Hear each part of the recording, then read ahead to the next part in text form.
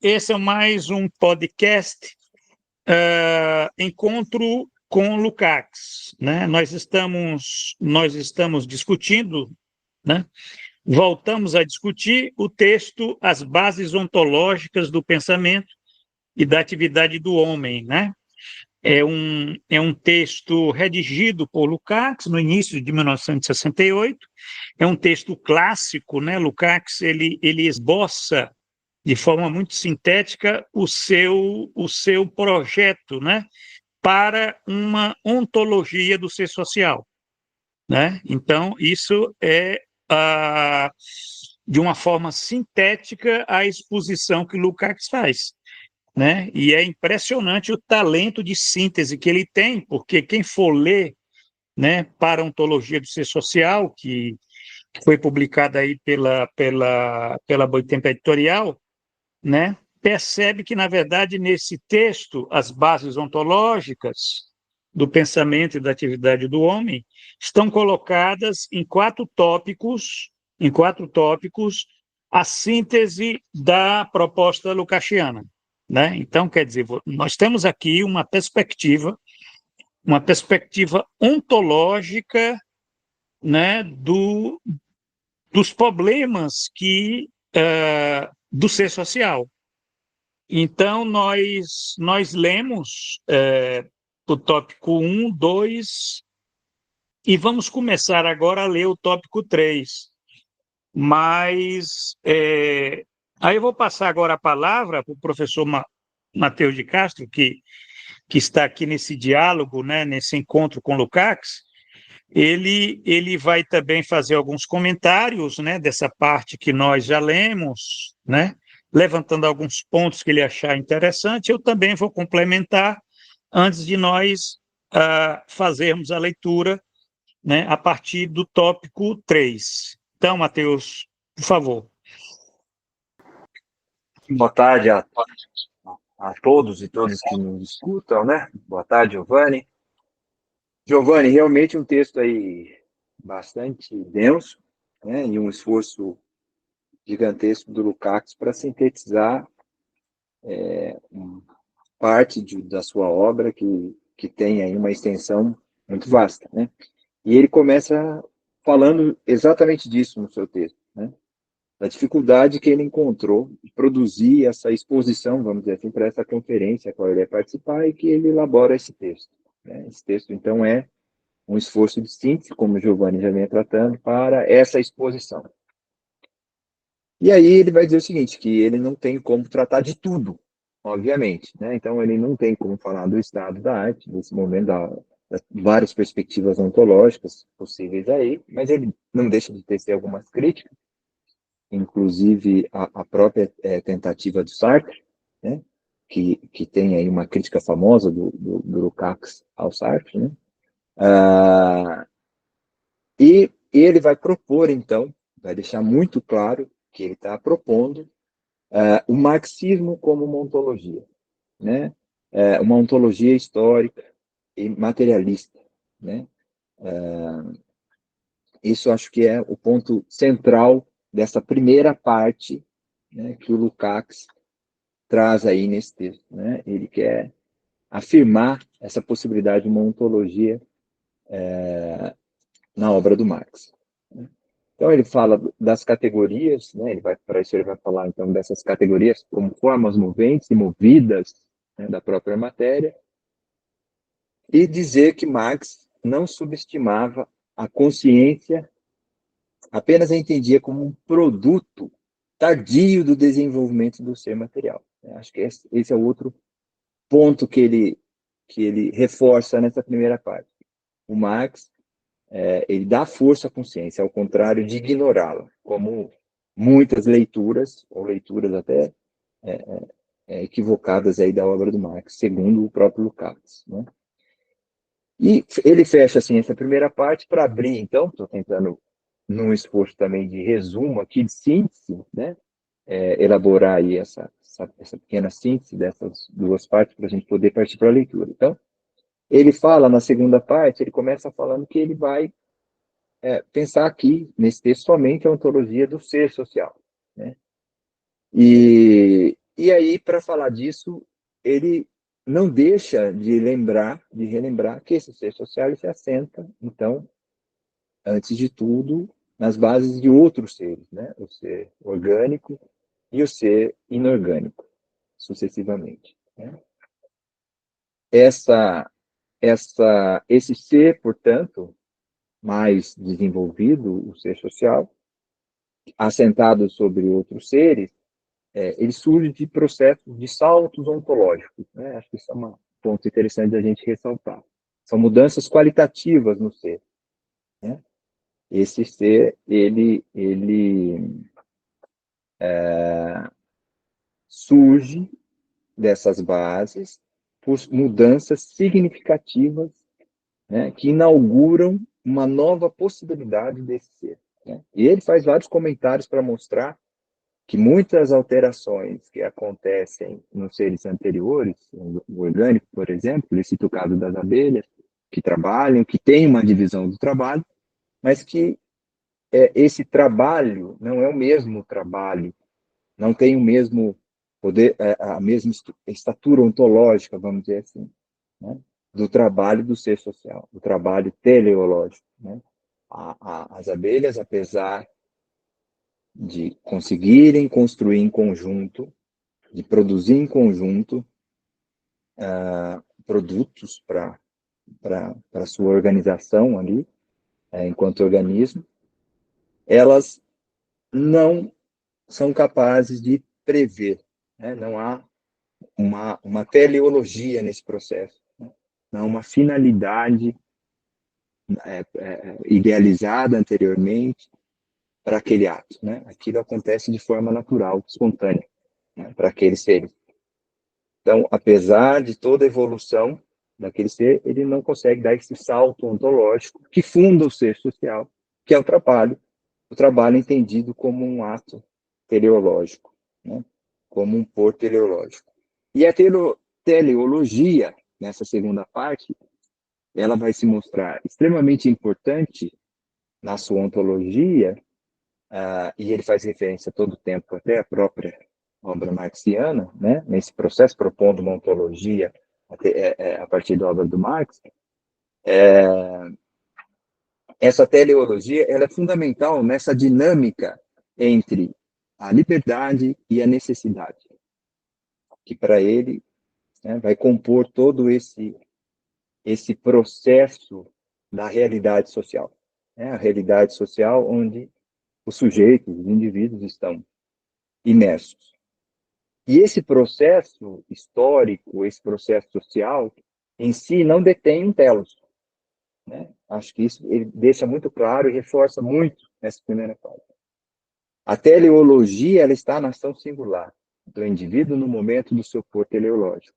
Um por teleológico provocado aí pelas diversas circunstâncias, pela necessidade e pela sua, mas que se efetua nessa liberdade, nessa possibilidade de uma ação com uma finalidade, mas uma finalidade mediada pelas necessidades sociais. O sujeito age em circunstâncias quais ele não domina e para consequências, né, que ele também não domina. Então, isso é bastante interessante de perceber como essa praxis que vai se organizar, né, ele vai tomar esse texto social como sujeito da praxis, né, ela se organiza mediante todas essas situações. O Lukács vai deixando claro para a gente essa movimentação do processo histórico e social, que em si, isso é muito frisado, não tem intelos, não é possuidor de intelos. A teleologia está nas ações singulares. Né?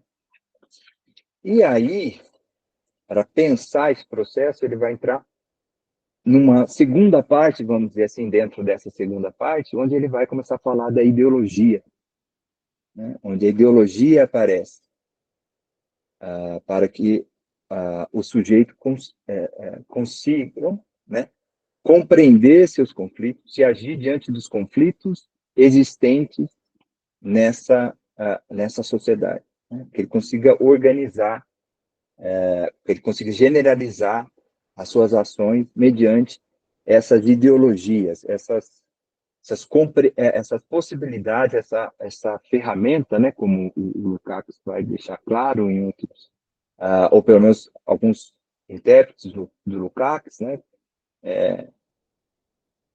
essa ferramenta, né, social que é a ideologia, essa possibilidade de compreender os conflitos e pôr, né, e conseguir realizar a sua ação, a sua prática na sociedade. Então, aí ele vai entrar no processo ideológico e falar bastante da ideologia. Acho que é isso, a síntese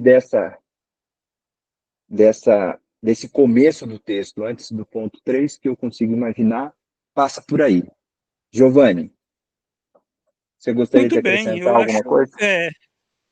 Olha, é quase impossível nós, nesse tempo, né, nós falarmos, né, tudo aquilo, né, que o Lukács ele colocou lá no ponto 1, no ponto 2, né, é uma síntese muito densa e que você já mapeou aí os pontos, né, fundamentais, né, a questão do ser social, que se distingue do ser orgânico e do ser inorgânico, né?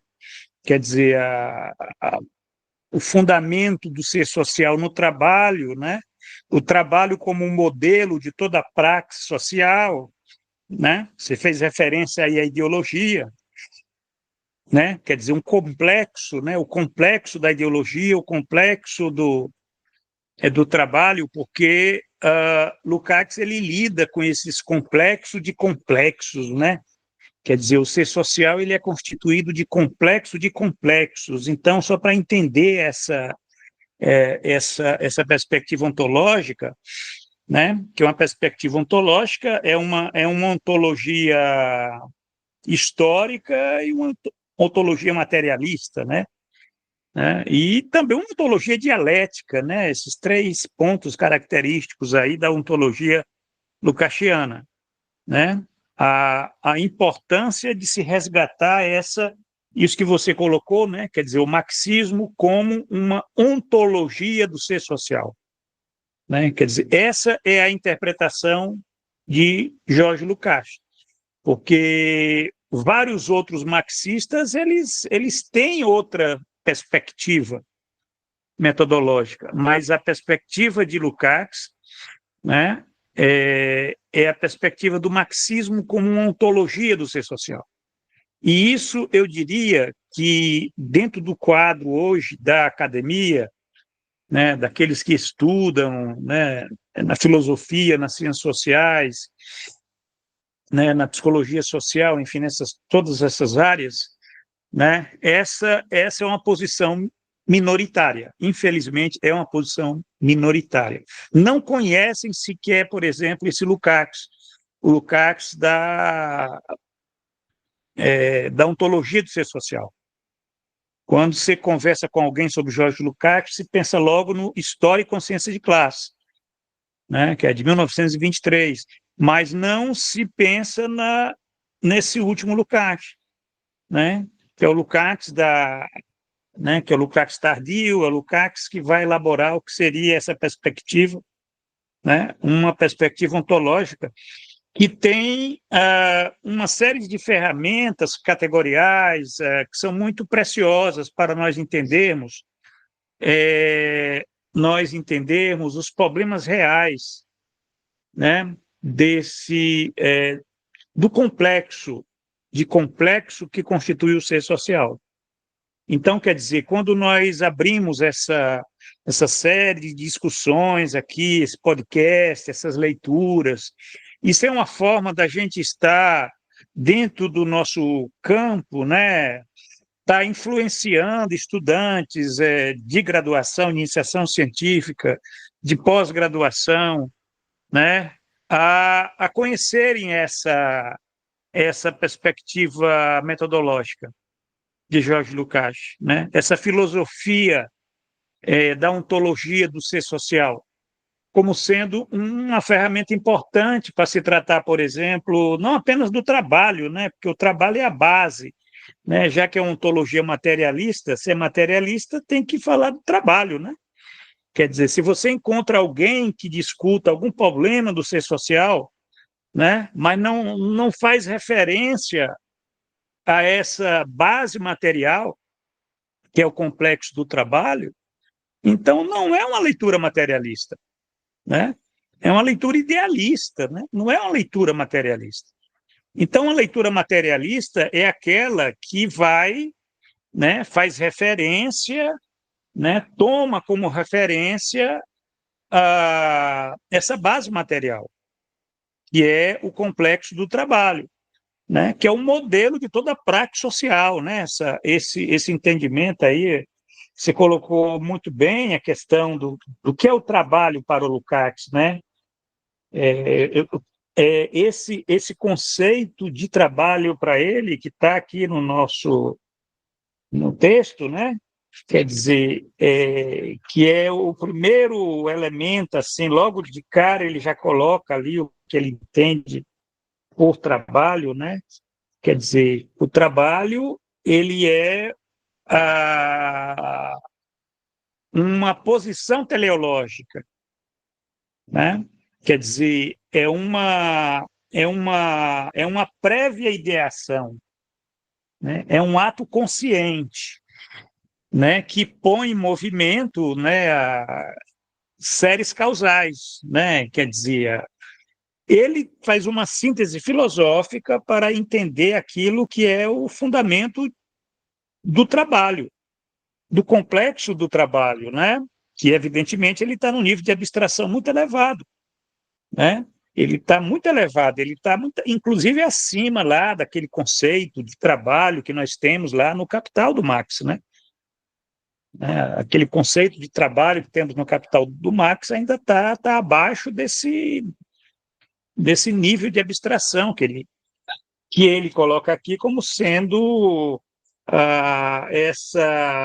essa posição teleológica, né? Esse sujeito, né, que põe, né, a posição teleológica de modo consciente, né, e que põe em movimento uma séries causais. Quer dizer, o Marx diria, né, esse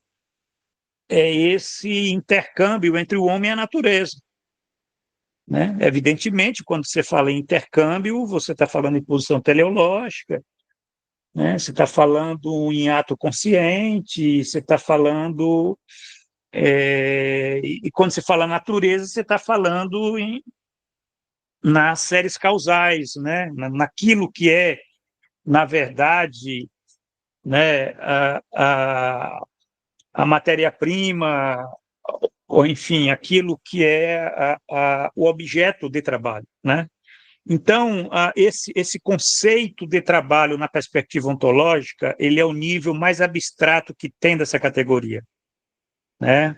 Eu sempre falo que nós temos 3 níveis da categoria do trabalho, né? Tem esse nível mais abstrato, que é a perspectiva lucasiana, que está na parontologia do ser social, né? Que a gente está comentando aqui. Tem a perspectiva que está no Marx, né? No Capital, quando ele fala em processo de trabalho, né? Aí é o trabalho que lida com aqueles elementos que o Marx discrimina, né? Quer dizer, os elementos a força de trabalho, é o meio de trabalho e é o objeto de trabalho. Quer dizer, todo o processo de trabalho é constituído por esses 3 elementos. Então, esse é o segundo nível. E o terceiro nível é o trabalho na sua forma histórica, que é o trabalho capitalista. Aí é o processo de trabalho como processo de valorização. Então, só para nós vermos como esse conceito de trabalho ele é muito rico para nós entendermos o ser social.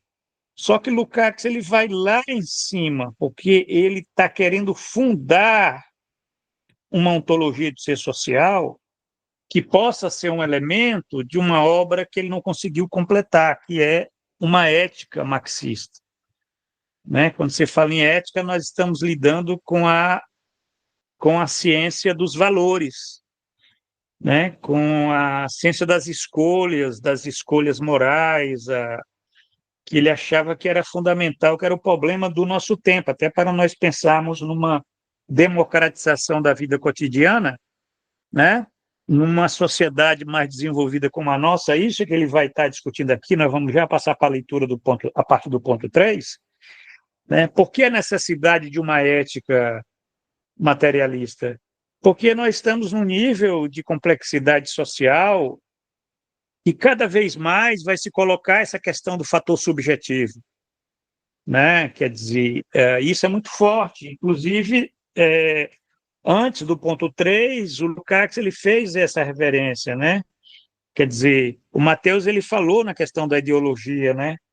Quer dizer, essa questão da ideologia, ela já remete a essa importância do fator subjetivo, né? Como sendo aquilo que vai se pôr cada vez mais numa sociedade, no desenvolvimento complexo da sociedade, das forças produtivas, né? De uma sociedade cada vez mais social, né? Onde você tem um recuo das barreiras naturais, onde você tem um processo civilizatório, né? Aí entra esse fator da subjetividade. É por isso que a ontologia do ser social, ela tem dentro dela muito forte esse elemento da importância da subjetividade, né? Resgata no marxismo, né? Geralmente se diz, mas o marxismo, o que é que ele fala de subjetividade? Eu vejo um desprezo muito grande entre os psicólogos, talvez pela ignorância, né? Que não entendam, né? Que quando você fala em subjetividade no campo marxista, você, numa perspectiva ontológica, é a perspectiva mais rica, porque ela articula esses elementos, a teleologia e a causalidade, a liberdade e a necessidade. Quer dizer, é uma perspectiva dialética, né? Lukács ele vem de uma herança hegeliana, né? De uma herança marxiana, né? Então, quer dizer, ele respeita muito essa dimensão, né? Essa dialética, né? Do sujeito, né? Porque o fator subjetivo, como ele diz aqui na última linha do ponto 2, e aí nós vamos já passar para o ponto 3, Mateus, fazer a leitura, a última linha do ponto 2, ele diz o seguinte: o fator subjetivo resultante da reação humana a tais tendências de movimento, ele está falando aqui do processo de reprodução da sociedade, né? O fator subjetivo resultante da reação humana a tais tendências de movimento conserva-se sempre, em muitos campos, como um fator, por vezes modificador e, por vezes, até mesmo decisivo nos processos sociais. Olha só, né? Quer dizer, um fator decisivo, apesar das leis, né? Que o marxismo tem, a crítica da economia política é cheio de leis, né? Leis de tendência de queda da taxa de lucro, leis, quer dizer, essa força da economia, que é o campo aí da necessidade, né? Apesar disso, o que o Lukács está dizendo é que esse campo da liberdade, né? Que é o fator subjetivo, né? Ele se torna, né? Um fator, por vezes, modificador e, por vezes, até mesmo decisivo, né? Quer dizer, então, isso coloca a importância, e eu quero ressaltar mais uma vez a necessidade de estudos, de leituras desse último Lukács, né? Quer dizer, o último Lukács é o Lukács lá dos anos 50 para os anos 60, né? Da estética, da parontologia, né? Os prolegômenos, quer dizer, todos esses últimos 15, 20 anos da vida desse autor, né?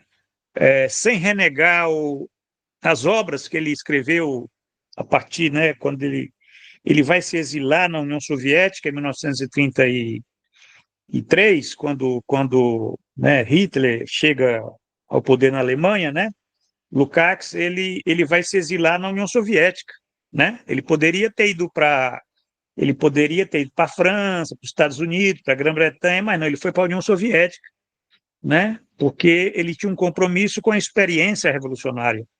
Então, ele vai para a União Soviética e vai trabalhar no instituto lá de pesquisas, e ele, inclusive, na época, ele vai conhecer já os manuscritos de 1844, que tinham sido descobertos, né, pela primeira vez, né? Então, Lukács vai entrar em contato já com Marx, que era desconhecido até aquele momento, Marx dos manuscritos de 1844, né? Lukács entra em contato com os Grundrizes, que vai ser publicado em 1939, em Moscou.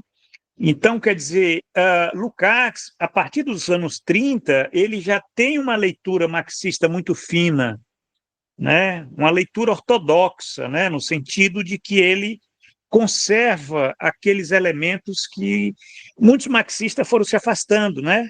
Mas ele conserva aqueles elementos clássicos, a herança de Hegel, né? Ele tem um livro muito interessante que é um livro fundamental sobre o jovem Hegel, né?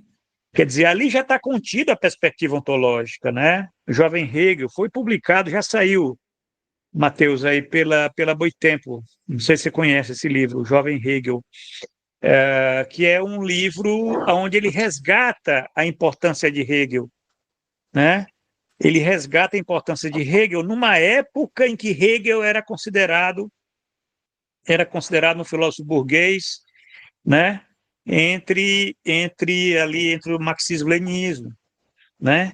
Quer dizer, ele com muito cuidado, né, vivendo em Moscou, né, contornando lá o stalinismo, ele lança lá o jovem Hegel, né?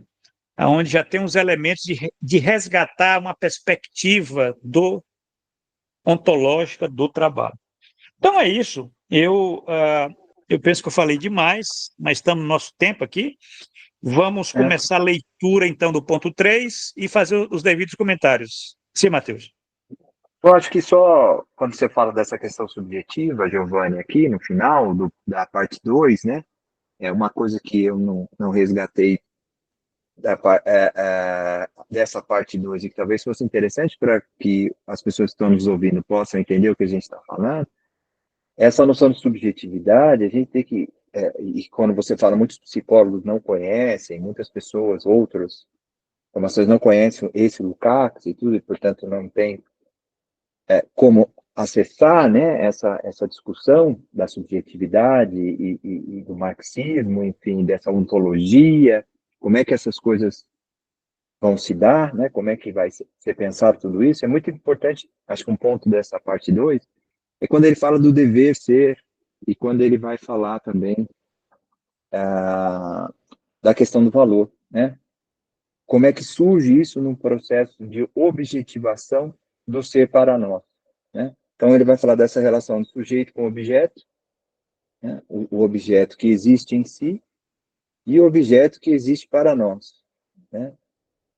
Esse objeto que existe para nós, de forma natural, ele é só pensado, mas esse pensamento no sentido cognitivo, da cognição, né? Melhor dizendo. Agora, quando eu conheço esse objeto a partir do momento onde eu interajo com esse objeto, esse ser para nós objeto, e objetivo ele um produto do meu trabalho, né? Eu estou objetivando ali também o valor desse objeto, né? É claro que o valor num sentido material, de uma primeira relação desse sujeito com a transformação e o conhecimento do mundo natural. Mas essa ação material do sujeito, ela evolui para outras ações que ele vai chamar de mais espirituais, vamos dizer assim, e aí ele vai falar da ciência, enfim, e aí ele vai entrar na ideologia, ele vai entrar em outras áreas, né?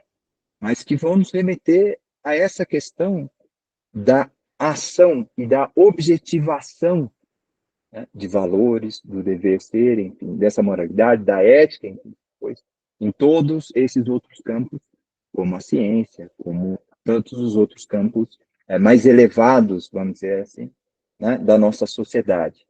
Então, era só para retomar essa parte que eu acho que ficou faltando aí para a gente pegar aí um pouco esse gancho do subjetivo que o Lukács traz, com grande maestria, mas também contornado por várias categorias, né, assim, mediado por várias categorias que a gente precisa ter bastante cuidado, né, e a gente sugere aos leitores aos ouvintes que busquem isso na obra, né, um aprofundamento.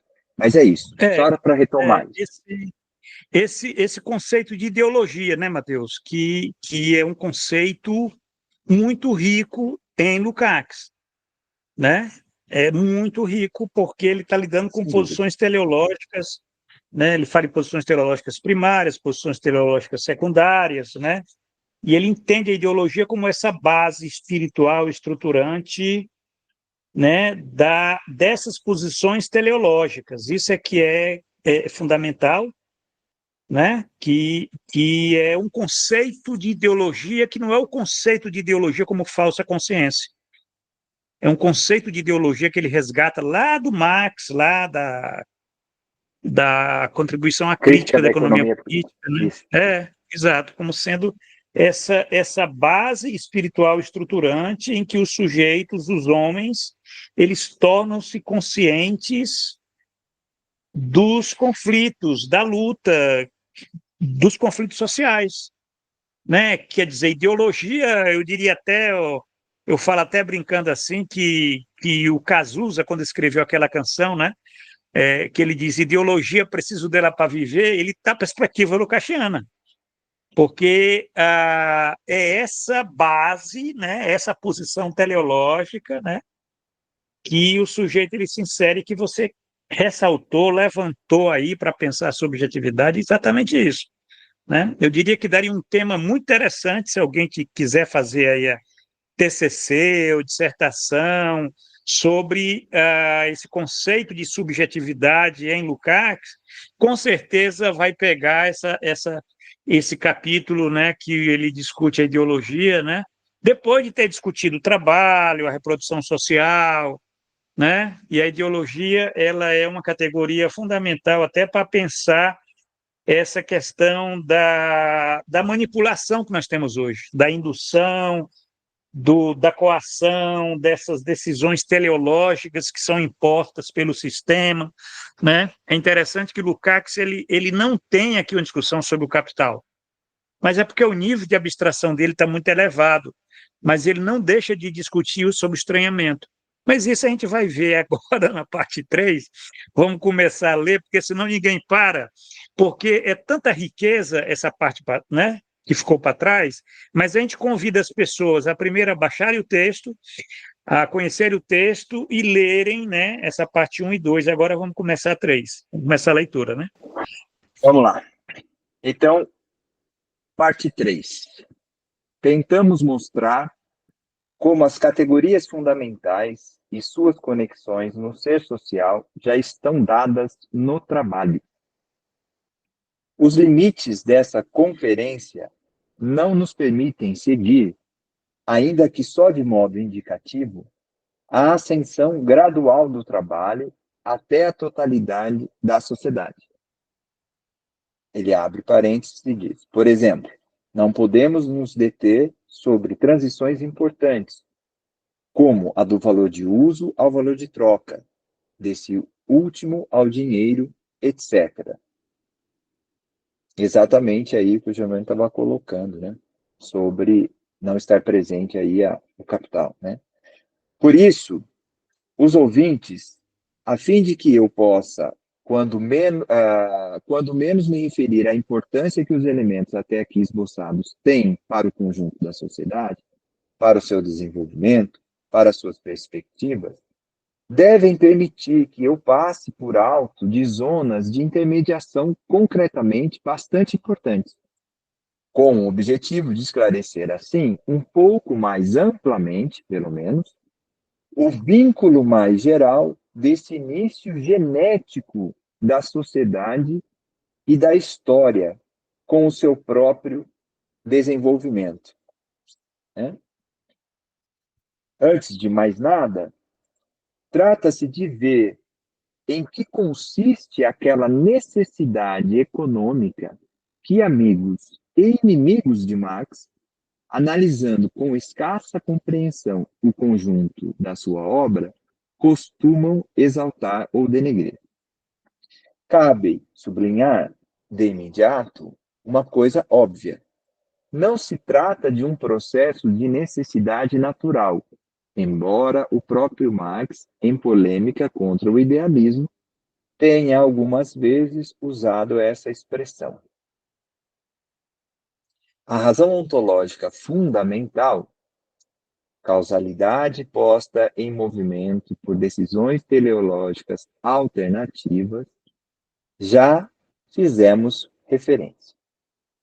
Desse modo, decorre o seguinte: que nossos conhecimentos positivos a respeito devem, quanto aos aspectos concretamente essenciais, ter um caráter pós-festum. De certo, algumas tendências gerais são visíveis, mas, concretamente, elas se traduzem na prática de modo bastante desigual, razão porque tão só, num segundo momento, é que conseguimos saber qual é o seu caráter concreto. Na maioria dos casos, apenas os modos de realização dos produtos sociais mais diferenciados, mais complexos, é que mostram claramente qual foi, na realidade, a orientação evolutiva de um período de transformação.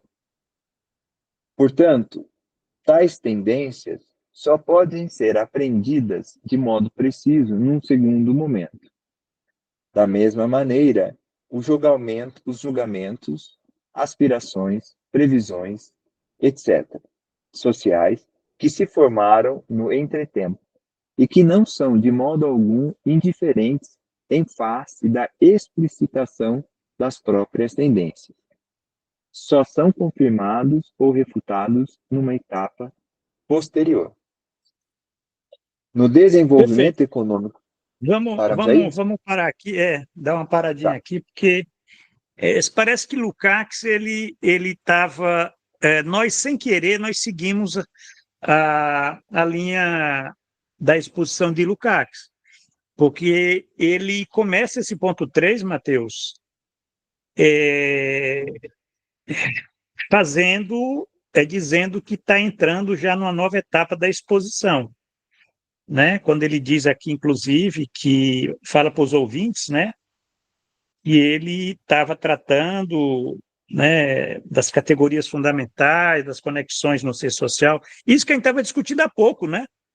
Até parece que esse ponto 3 ele é uma parte 2 desse pequeno artigo, né? Então, a parte 1 fica aí para as pessoas lerem, e a parte 2 ele já está entrando aqui com essa questão que você leu, é a questão do desenvolvimento econômico, a questão daquilo que se entende, né? Quando se fala em Marx, né? Se fala, quer dizer, o marxismo ele tem uma carga muito pesada, né? De um determinismo econômico, né? Quando você fala em marxismo, geralmente as pessoas pensam assim, que você tem você pensar os processos sociais como um processo de necessidade natural, né? Como se fosse, ah, vamos dizer, não tivesse as decisões teleológicas, né? Não tivesse o fator subjetivo. Então, o que o Lukács está dizendo é que aquilo que nós estamos falando, ó, a razão ontológica fundamental, quer dizer, qual a razão ontológica fundamental? Que a causalidade posta em movimento por decisões teleológicas alternativas, né? Quer dizer, o homem ele tem que escolher, né? Ele sempre tem que escolher, né? Sempre tem que escolher qualquer ação, né? Isso é que é interessante, Lukács, né? O homem é um ser que dá respostas, mas essas respostas elas sempre se dá entre alternativas, né? Quer dizer, então as decisões teleológicas são alternativas. E são alternativas a partir de causalidades postas, né? Quer dizer, herdadas, transmitidas, inclusive pelo passado, né? Aquilo que o Marx colocou lá, que o homem faz a história, mas não nas condições por ele escolhidas. Então, quer dizer, isso aí é uma ontologia da praxis social, isso aqui é fundamental. Então, ele está tentando resgatar aqui o marxismo.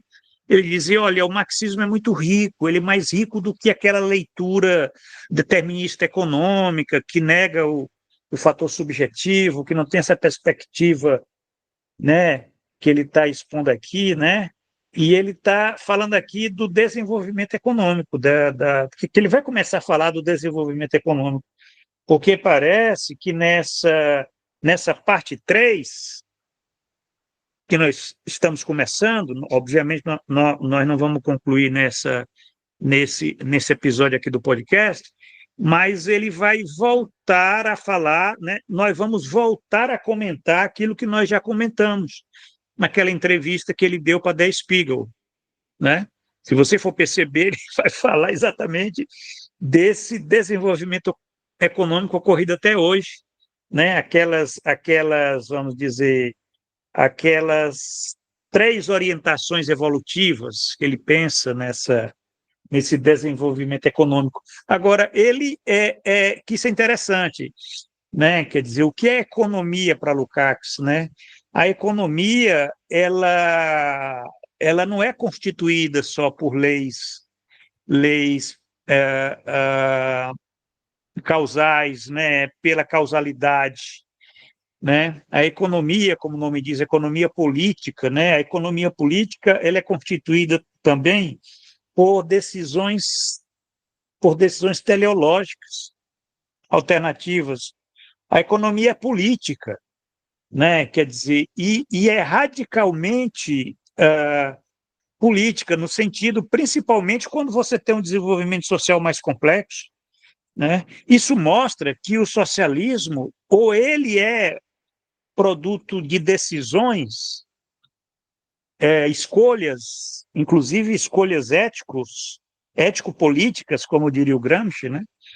Ou ele não é, né? Quer dizer, não adianta, isso aí é um princípio que vem do último Lukács, né? Quer dizer, essa coisa da democratização da vida social, quer dizer, a base do socialismo tem que se partir da democratização da vida cotidiana, né? Tem que ser feito por sujeitos conscientes, né? Não pode ser imposta por um partido, por uma ditadura no sentido mais brutal, né? Que você vai construir essa. Isso é muito interessante, porque ele está criticando. Isso ele está falando lá na década de 60, né?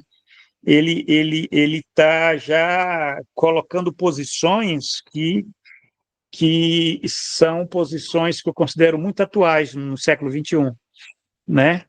Que as leituras liberais elas ocultam, né? Geralmente não, eles não imaginam que no marxismo tem uma visão tão sofisticada de pensar o desenvolvimento econômico, as tendências, inclusive a questão da revolução social, né? Mas a gente não vai entrar nessa discussão aqui. Vamos, Ô, Giovanni, esse é o comentário que eu queria fazer. Pois não. ô, Giovanni. E é tão interessante, né? Acho que e traz uma perspectiva para a gente tão intrigante, né? Porque ao mesmo tempo que ele coloca que há uma questão de alternativa, né? A gente não tem controle dessas alternativas e nem do campo que se expõe como um campo de horizontes, onde existem essas alternativas por exteriológicos, né? A gente não tem compreensão dos fatos antes dos fatos, né? Porque a gente não sabe as consequências daquilo que a gente coloca, ou seja, o voluntarismo não é necessariamente aquilo que vai resolver os nossos problemas sociais, né? Ele até coloca aqui, quando a gente está fazendo a leitura, né? o pós-festum, né? Quer dizer, depois da festa. O nosso conhecimento tem esse caráter, né? Uma passagem aqui ele deixa muito claro, ele diz, na maioria dos casos, apenas os modos de realização dos produtos sociais mais diferenciados, mais complexos, é que mostram claramente qual foi, na realidade, a orientação evolutiva de um período e da sua transformação. Quer dizer, nós não temos como compreender exatamente, saber e agir e fazer aquilo que a gente quer com um processo histórico, né?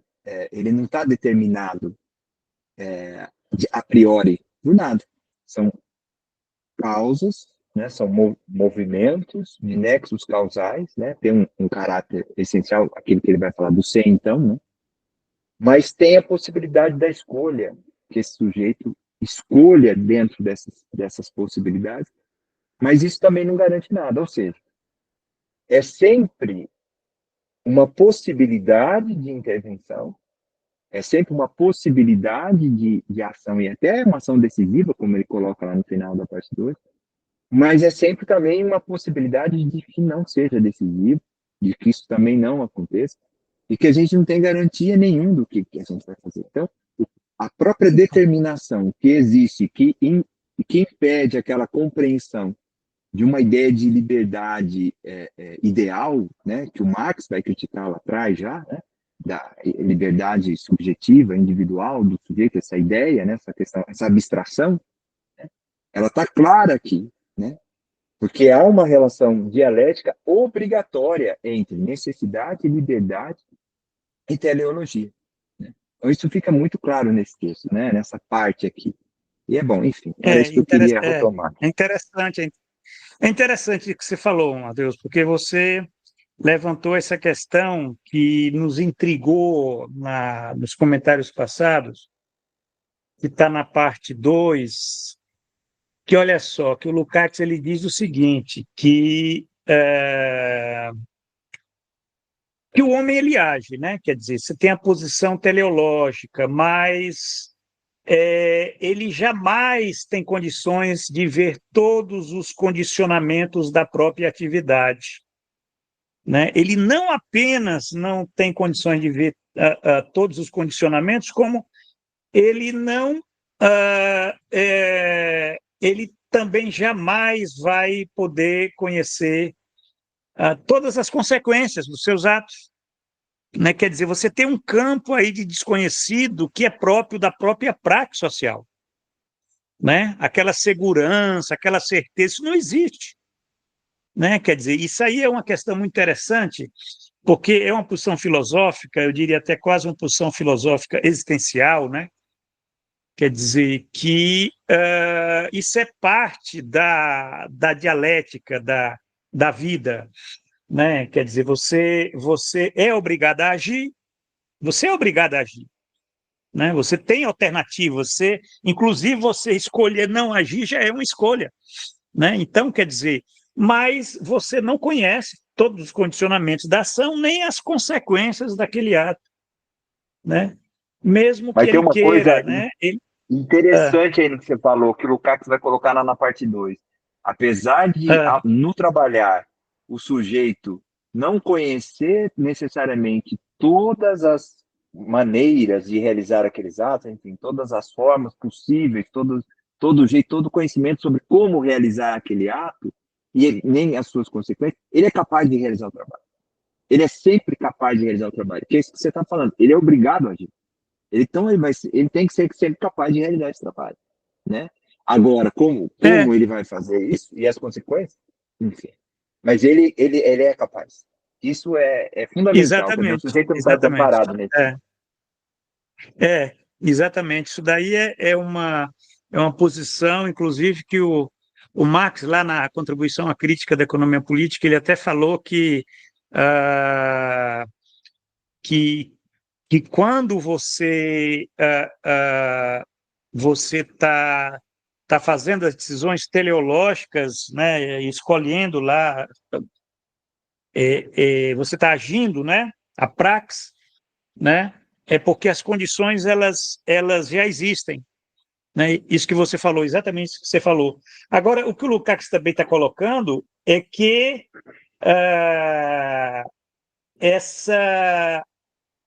você tem essa dialética, né? Quer dizer, você tem um constante aperfeiçoamento do trabalho, mas, ao mesmo tempo, né? Quer dizer, o aperfeiçoamento do trabalho no sentido do domínio que nós temos na natureza. Isso é um processo civilizatório. Mas, ao mesmo tempo, você vai crescendo aquela faixa de determinações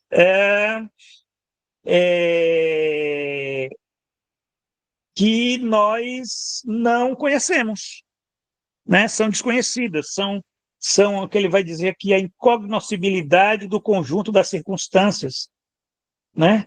Quer dizer, isso daí é uma posição, eu diria até anti-iluminista, né? É uma crítica ao iluminismo, né? Porque ele está dizendo, olha, não vamos achar que o progresso significa que você não tenha, né? Que você eliminou todas aquelas áreas desconhecidas, né? Você vai ter sempre uma sensação íntima de uma realidade transcendente, essa expressão que ele utiliza, né? Um poder desconhecido, né? Que o homem tenta, de qualquer modo, saber lidar com isso.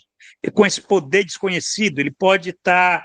esse poder desconhecido, ele pode ser chamado de acaso, pode ser chamado de destino, pode ser chamado de uma série de coisas, né? Mas isso é parte da ontologia do ser social. Isso não é uma falha, vamos dizer, do Homo sapiens. Não, isso não é uma falha. Isso é parte desse desenvolvimento, né? Do trabalho, como sendo esse ato de pôr consciente, tal, que vai criando essas áreas, né? É parte da praxis humana e que, de um certo modo, ele tem muito essa consciência. Lukács, ele tem muito essa consciência de que essa é a dialética, né? Você vai recuando as barreiras naturais, mas você, ao mesmo tempo, você vai abrindo umas áreas do desconhecido, que é quase uma segunda natureza, né? Você tem que saber lidar com isso, e que você tem que tomar decisões, né? Para poder... é parte desse processo civilizatório, né? E que isso que você leu aí nesse último parágrafo, que é a questão do pós-festo, né? Que não adianta querer a gente achar que naquele momento a gente já vai poder avaliar o resultado das nossas escolhas, né? Esse resultado só pode ser analisado pós-festa, né? Então, novamente, é uma posição que eu até acho muito parecida com a posição existencialista. Quer dizer, você é obrigado a agir, né? Mas você não se preocupa, porque você não sabe no que é que aquilo pode, né? Com certeza, você não domina todas as circunstâncias, né? E é só pós-festa que você vai poder avaliar, né? Porque esse sujeito está sentado, ele põe o sujeito assentado sobre uma objetividade que ele também não conhece totalmente. Ele não tem como conhecer a complexidade dos complexos todos que ele está envolvido e são cada vez mais complexos. Né? Isso está muito claro, né? Quer dizer, não há possibilidade. O sujeito busca, pode até buscar isso, mas ele não tem essa possibilidade. Ele jamais, está escrito.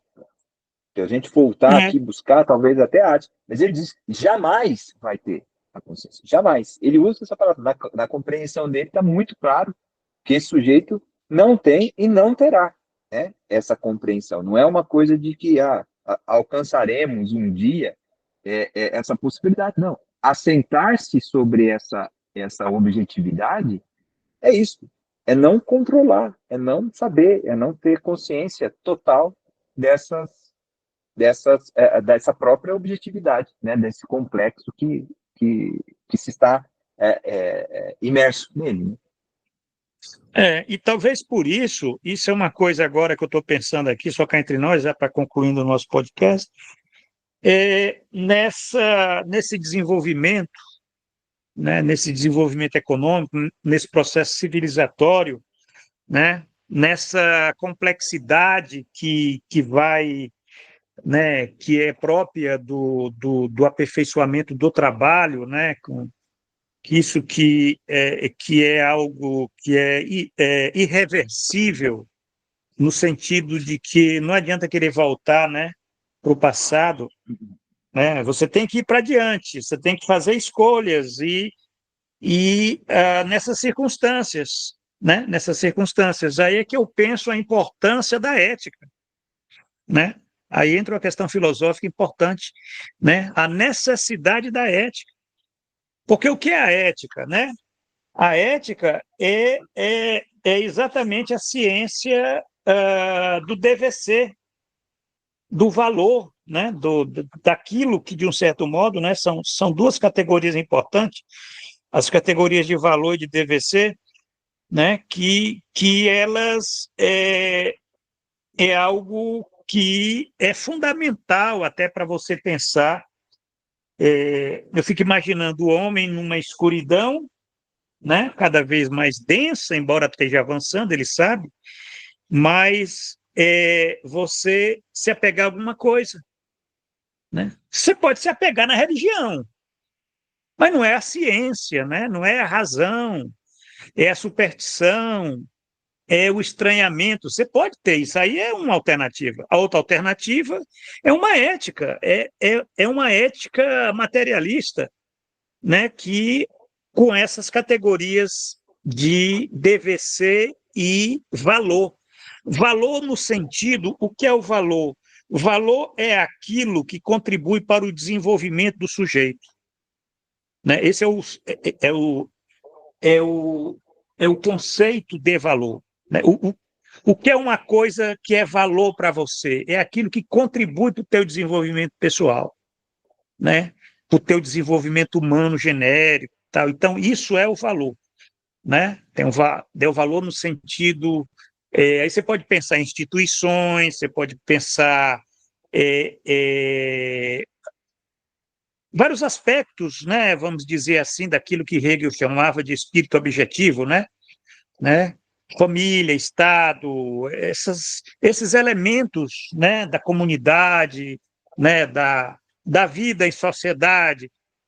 Quer dizer, isso é que é interessante, a necessidade da ética, né?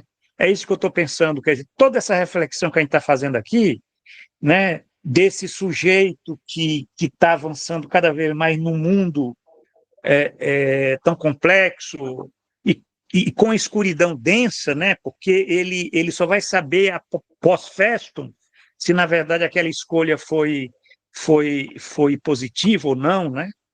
Quer dizer, a necessidade de instituições, né, na vida social, né, que nos dê, pelo menos, né, vamos dizer, uma direção. Né?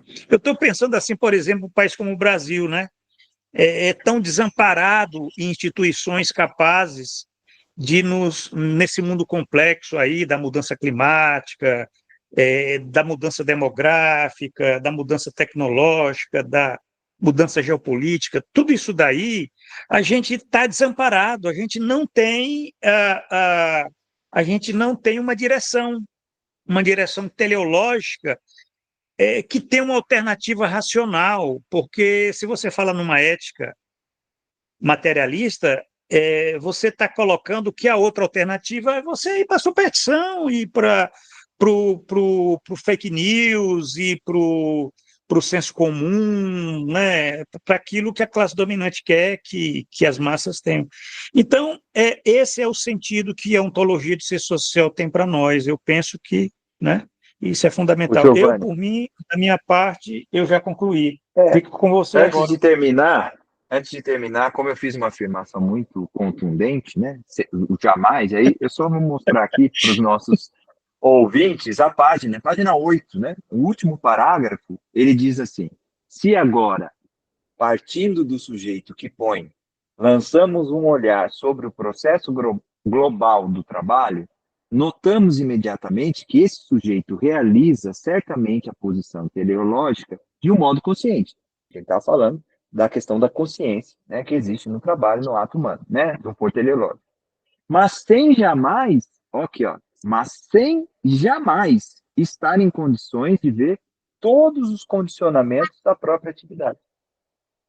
Ponto. Né? Aí eu termino só para resgatar essa parte que eu citei aí na hora que eu estava falando, né?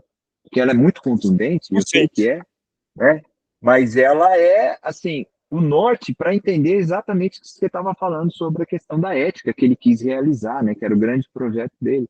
E como isso é um campo norteador das escolhas, né? Das possibilidades da teleologia, no campo das necessidades e da liberdade do homem, que vão determinar a realidade, categorias amparadas, né? Nos objetos sociais que compõem essa realidade. Mas é isso.